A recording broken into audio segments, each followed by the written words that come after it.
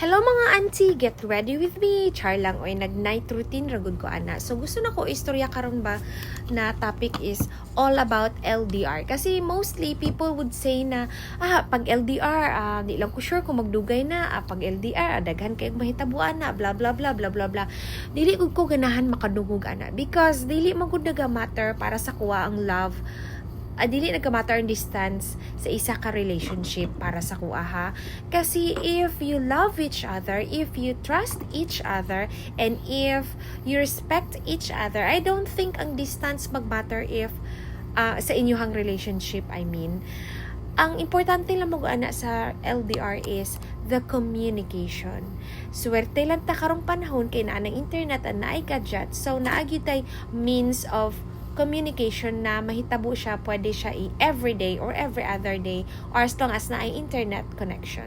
Dati-rate ang mga tigulang na couples no, na mga LDR, naga-love letter, naga-telegram lang na sila sa una no, and it would take months bago ma-receive sa receiver. But, you know what? Wala may nahitabo sa ilaha. I mean, not all ha, but mostly, okay ilang relationship.